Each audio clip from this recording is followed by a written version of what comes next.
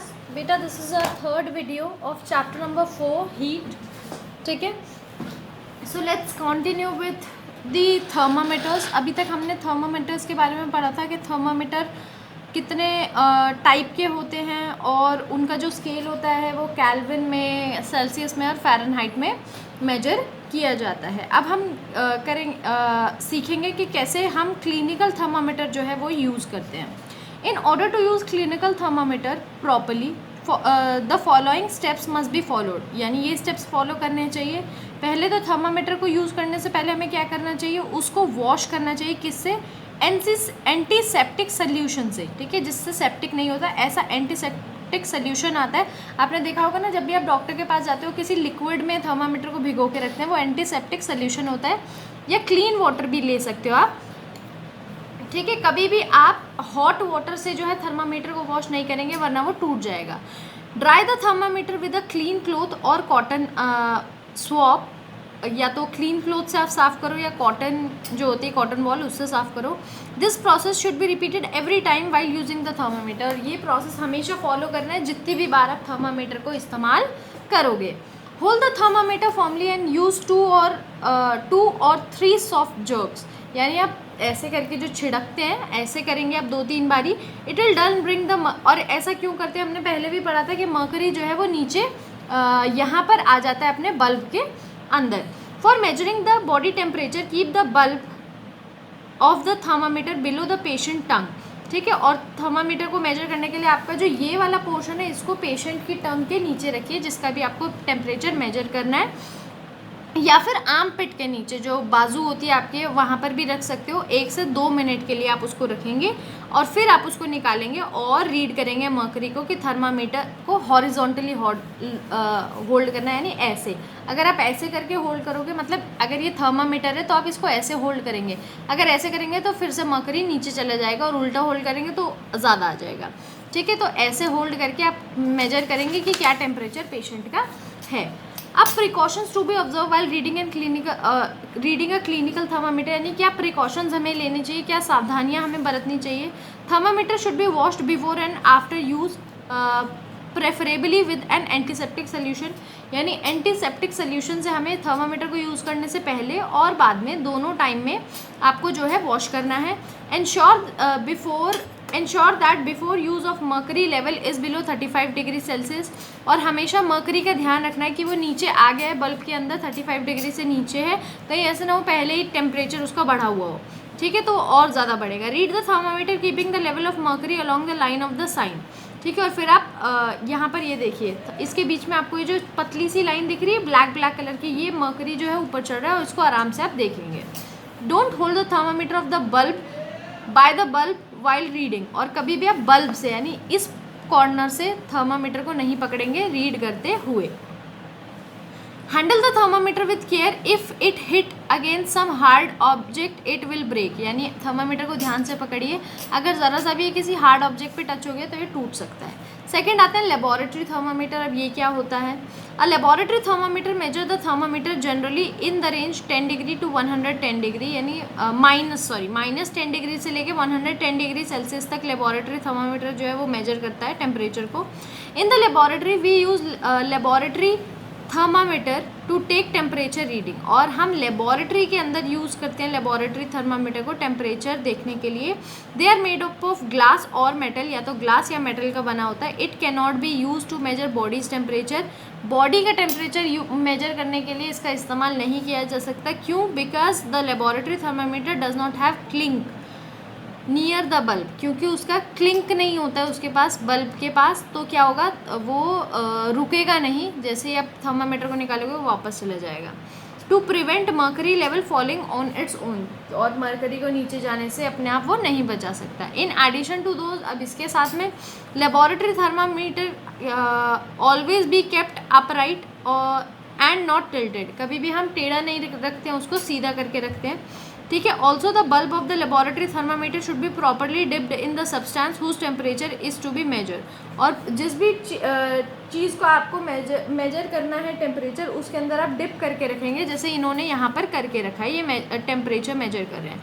The bulb should not touch the surface of the container, और surface जो भी container है जिसके अंदर भी आपने लिक्विड रखा है उसकी सरफेस को जो है वो टच नहीं करना चाहिए।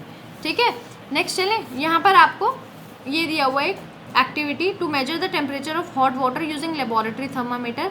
कैसे यूज़ करना है अभी मैंने आपको यूज़ बता दिया। ये एक्टिविटी, क्योंकि हमारे पास लेबोरेटरी थर्मामीटर अभी तो नहीं है तो हम ये एक्सपेरिमेंट नहीं कर सकते, बट आप इसको एक बार रीड करेंगे। यहाँ पर आपको डिफरेंस दिया हुआ है क्लिनिकल और लेबोरेटरी के थर्मामीटर के बारे में। मैं आप दोनों आपको समझा चुकी हूँ, आपको एक बार और रीड करना है कि क्या डिफरेंसेस होते हैं। ठीक है, why is mercury use in thermometer. Mercury का इस्तेमाल ही क्यों होता है, किसी और चीज़ का क्यों नहीं होता, पानी का क्यों नहीं, कुछ किसी और मेटल का। Mercury is use in thermometer because, क्यों, it is good conductor of heat. ये अच्छा कंडक्टर होता है हीट का, यानी हीट मिलता है ये जल्दी से बॉयल हो जाता है, गुड कंडक्टर ऑफ हीट। ठीक है, it takes up only a little heat for the body and expand quickly to show the temperature. बहुत ही हल्की सी हीट पर भी बहुत जल्दी बॉडी की टेम्परेचर का हीट को ही भाप लेता है और टेम्परेचर जो है ऊपर नीचे करने लगता है जिस भी हिसाब से बॉडी का टेम्परेचर होता है।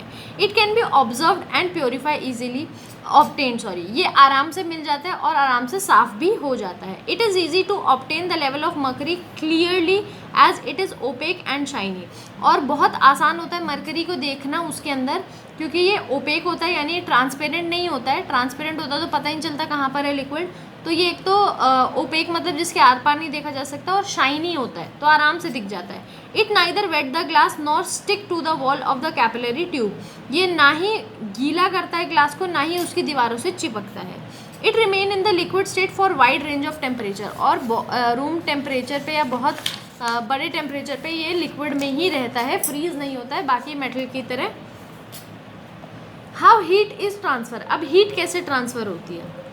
Heat has the property to transfer itself from warmer object to cooler object. Heat की क्या प्रॉपर्टी होती है कि गर्म से ठंडे की तरफ अपने आप को ट्रांसफर करता है। ठीक है, when we keep water on a gas stove, जब भी आप एक पानी रखते हो गैस के ऊपर, स्टोव के ऊपर, it become hot and on taking it off fire after some time it become cool, यानी वो गर्म हो जाता है जब आप गैस स्टोव पे रखते हो गैस जला के, और थोड़ी देर में जब आप उसको अगर आप उसको उतार लो तो थोड़ी देर में वो ठंडा भी हो जाता है। और विंटर सीजन में क्या होता है, when we stand in the sun, जब हम सन के पास खड़े होते हैं, वी फील वार्म, और हमें क्या लगता है, गरम गरम लगता है। It is because the heat of the sun get transfer to the earth. क्यों ऐसा, क्यों हमें क्यों गर्म लगता है, क्योंकि जो हीट है सन की वो अर्थ के ऊपर ट्रांसफ़र हो रही है।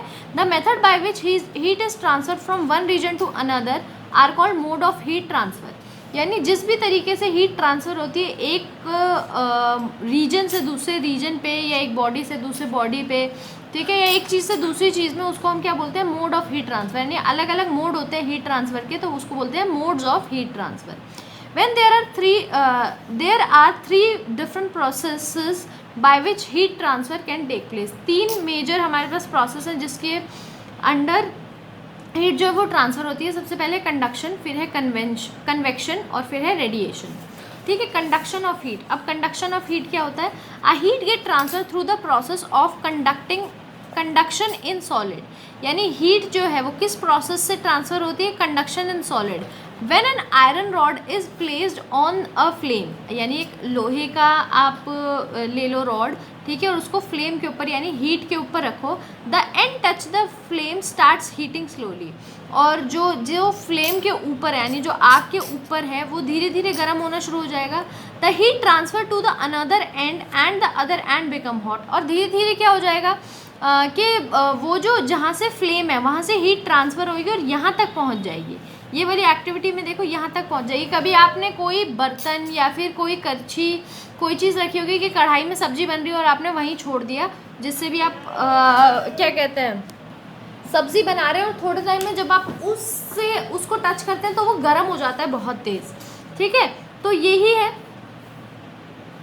Conduction of heat is just like passing a book from a student in a first row to the student in the second row। Conduction heat के कंडक्शन में वैसा ही है जैसे आप बुक पास करते हो, ठीक है, आपने एक को दिया, फिर एक को दिया, फिर एक को दिया, फिर एक को दिया, पास होते होते कॉर्नर वाले स्टूडेंट पे चली गई, ठीक है। तो ऐसे ही कंडक्शन होता है कि धीरे धीरे ये पास करता रहता है हीट को, और जो भी चीज़ होती है उस पूरे में हीट फैल जाती है, ठीक है। This process of transfer of heat from hotter end to cooler end of an object is called conduction, यानी यही प्रोसेस जिसमें गर्म एंड से ठंडे एंड की तरफ हीट ट्रांसफ़र हो जाती है, इसी को हम कंडक्शन कहते हैं। और यही आपको एक्टिविटी दी हुई है आयरन रॉड के साथ। आप नॉर्मली जैसे मैंने आपको बताया सब्ज़ी बन रही है, उसके अंदर आप कोई भी करछी या चमचा कुछ भी उसके अंदर रखिए, ठीक है, और थोड़ी देर बाद जब आप उसको टच करेंगे तो वो गर्म हो जाएगा, ठीक है। तो ये आप अपने घर में कर सकते हैं, ठीक है, ये चीज़। या फिर नॉर्मली आप कैंडल ले लीजिए, पतली सी कोई आयरन की रॉड जो छोटी सी पतली सी, ठीक है, या आपने वो देखा होगा ऊन जो होती है वो लोहे की होती है, ठीक है, जिससे क्या कहते हैं स्वेटर बुनते हैं, तो आप उसके साथ भी एक्सपेरिमेंट कर सकते हैं। To show the transfer of heat by conduction in solid, अब ये है एक और ट्रांसफ़र ऑफ हीट है कंडक्शन सॉलिड यानी बटर के द्वारा। Some butter knife and burner, आपको चाहिए थोड़ी सी बटर, एक नाइफ और एक बर्नर, बर्नर यानी गैस स्टोव। फर्स्ट प्रोसेस क्या है इसमें, नाइफ लो, उसमें थोड़ा सा बटर लगाओ, ठीक है, ब्लेड के ऊपर। Now hold it steep in the flame of the burner as shown the figure, ठीक है, और उसको आग के ऊपर ऐसे थोड़ी देर पकड़ के रखो।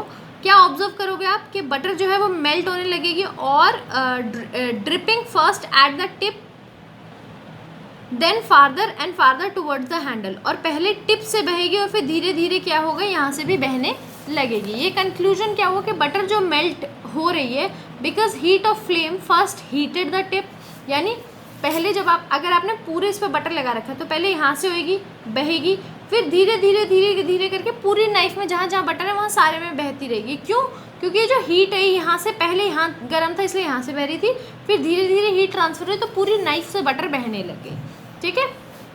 कंडक्शन एंड इंसुलेटर्स, अब कंडक्टर्स और इंसुलेटर्स क्या होते हैं, some substance allow heat to pass through them easily, कुछ ऐसे सब्सटेंस होते हैं जो अपने अंदर से हीट पास होने देते हैं, जैसे आयरन हो गया, यानी हीट उसके अंदर ट्रांसफर कर सकते हैं क्योंकि वो अपने अंदर से पास होने देता है। They are known as conductor, और इन्हीं को कहते हैं हम कंडक्टर्स, ठीक है, हीट के, ठीक है, कंडक्टर्स ऑफ हीट। हर चीज़ के अलग कंडक्टर्स होते हैं, क्योंकि हम हीट की बात कर रहे हैं तो ये है कंडक्टर्स ऑफ हीट, जैसे कॉपर हो गया, सिल्वर हो गया, आयरन हो गया, एल्यूमिनियम हो गया, मरकरी हो गया, ठीक है। मरकरी में से जब हीट वो अपने अंदर ट्रांसफर होने देते हैं तभी तो बॉडी टेम्परेचर को नाप पाता है। Some substance do not allow heat to pass through them, कुछ ऐसे सब्सटेंस होते हैं जो हीट ट्रांसफ़र नहीं होने देते, इनको बोलते हैं इंसुलेटर्स ऑफ हीट। इनको क्या बोलते हैं? Insulators of heat. जैसे लकड़ी हो गई, अगर एक तरफ आप क्या कहते हैं लकड़ी को अगर आग के अंदर रख दो तो जिस पोर्शन को आप रखोगे वही गर्म होगा, ये नहीं आप पीछे से लकड़ी को पकड़ोगे तो वो भी गर्म हो जाएगा, ऐसा कभी नहीं होगा, वो पूरी जल जाएगी। धीरे धीरे क्या होगा, लकड़ी को आप आगे करते जाते हो। कभी आपने देखा होगा चूल्हे में या सर्दियों में जब आपने लकड़ी जलाई होगी तो अगर आप लकड़ियों को पास पास नहीं करोगे तो वो आधी जलेगी नहीं, वो वहीं पे बुझ जाएगी। ऐसा क्यों होता है? क्योंकि वो हीट ट्रांसफ़र होने नहीं देती, तो जहाँ तक हीट होती है वहीं तक जलती है, बाकी बच जाती है। As a result the handle of sorry हाँ ठीक है, वुड हो गया, प्लास्टिक हो गया, मड हो गया, कॉक हो गया, ठीक है, और इसी साथ कॉटन, वूल, प्लास्टिसाइड, ये सब जो है ये इंसुलेटर्स हैं, यानी अपने अंदर से हीट ट्रांसफ़र होने नहीं देते। We use conductor and insulators in many ways. और अब हम ऐसे ही इनकी प्रॉपर्टी जब हमें पता चली तो हमने कंडक्टर्स और इंसुलेटर्स को दोनों को अलग अलग चीज़ों में इस्तेमाल करना शुरू किया। सबसे पहले यूटेंसिल्स जो है किचन के, वो मेटल के बनाए जाते हैं, नहीं कॉपर के, ब्रास के बनाए जाते हैं। क्यों? क्योंकि हमें वो उसको गर्म करना होता है तभी अंदर की चीज़ उबलेगी, तो इसीलिए हम उसको गुड कंडक्टर से बनाते हैं। जबकि उसके जो हैंडल्स होते हैं अगर आप पकड़ोगे तो पकड़ोगे कैसे अगर गर्म हो जाएगा तो इसीलिए उनके जो हैंडल होते हैं या तो वो लकड़ी के होते हैं, ठीक है, या फिर वो कोई ऐसी मतलब जो भी बैड कंडक्टर ऑफ हीट होते हैं उनसे बने होते हैं, ठीक है। As a result the handle of pressure cooker protect our hand from the heat while cooking, और इसी तरीके से हमारा हाथ बचा रहता है ताकि जब भी हम कुक करें तो हमारा हाथ हैंडल को छूने से जले नहीं। विंटर्स में क्या होता है? वी यूज़ क्विल्ट्स, यानी हम रज़ाइयों का इस्तेमाल करते हैं। Quilt are filled with fluffy cotton, और क्विल्ट्स जो है रजाइयाँ जो है वो कॉटन से भरी होती है।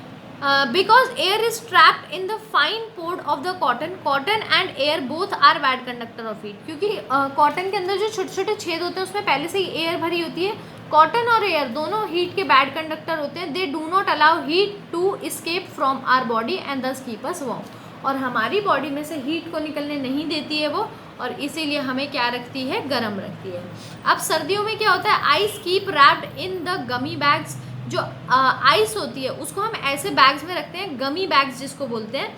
कभी आपने जूस वाले के पास भी देखा होगा वैसे वाले बैग्स जिसमें वो आइस रखते हैं. Because air is filled with fine pores of the gummy bags, क्योंकि एयर जो है gummy bags is filled in the fine pores, यानी गमी बैग्स की जो पोर्स हैं छोटे छोटे उसमें एयर भरी होती है और एयर हीट को अंदर आने नहीं देती. और क्या होता है, गमी बैग्स हमेशा ठंडे रहते हैं क्योंकि उसके अंदर पहले से ही आइस है और आइस आसानी से मेल्ट भी नहीं होती. अब सेकंड है कन्वेक्शन. ये हम बेटा अपनी सेकंड वीडियो के अंदर जो है वो पढ़ेंगे.